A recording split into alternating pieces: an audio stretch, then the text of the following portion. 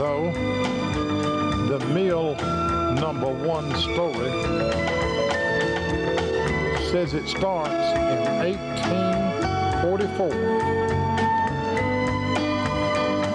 Let's go back to the year 1540 as you watch some scenes that were taken of Mill #1.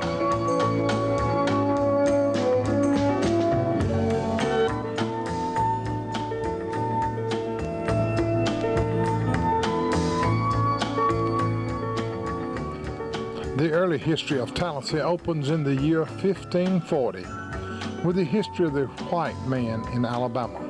So far as we know, the first white man to set foot on the soil of Alabama was the famous Spanish explorer and adventurer De Soto, who explored a large portion of the southern part of this country, east of the Mississippi River in search of gold.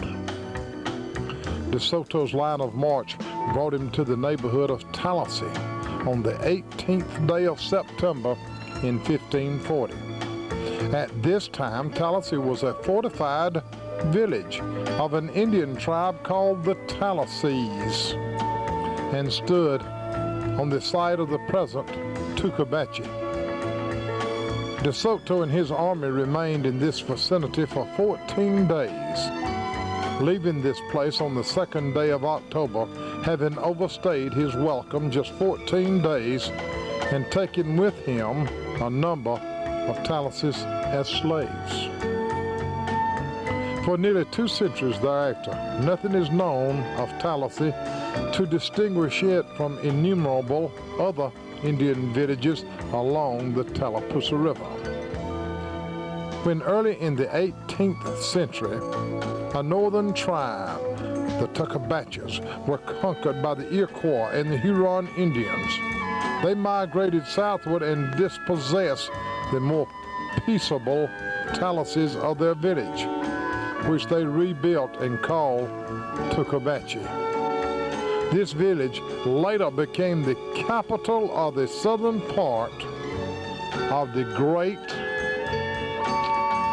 Creek Confederacy, which included, beside the Tallassees and Tecumsehs, numerous tribes in this section of the country, such as the Sagahatchees, the Tumpkahatchees, the Wallahatchees, and many more.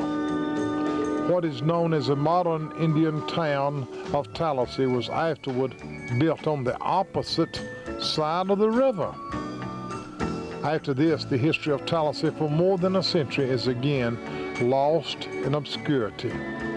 During that time, the Spaniards, the French, and the English in turn claimed or disputed the possession of what is now called the state of Alabama.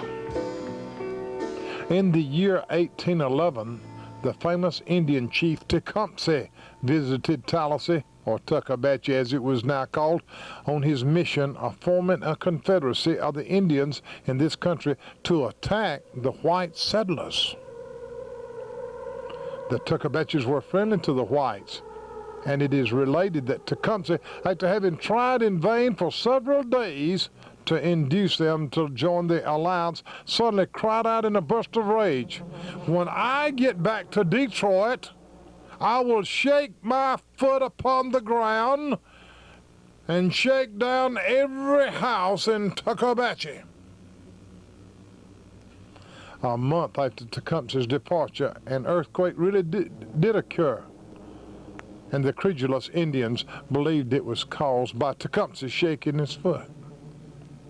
The war that subsequently broke out between the whites and the Creeks is known as the Creek War. It resulted disastrously for the Creeks. On the 27th day of March 1814, at the Battle of Horseshoe Bend,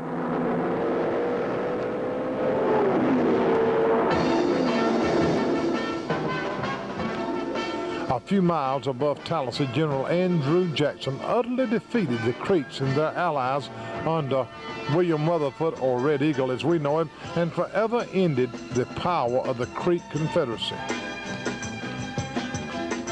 It was found impossible then for the two races to live together peaceably, and in the year 1832 a treaty was made with the Creeks by which the Creek Indians ceded for the sum of $210,000 and land in the Indian Territory. They gave away all of their lands east of the Mississippi for that pittance of money. In the year 1836, they were finally removed to Indian Territory, and here, as the red man turns his face towards the setting sun, we will leave him for the dawn of the white man's Tallassee. It is now at hand.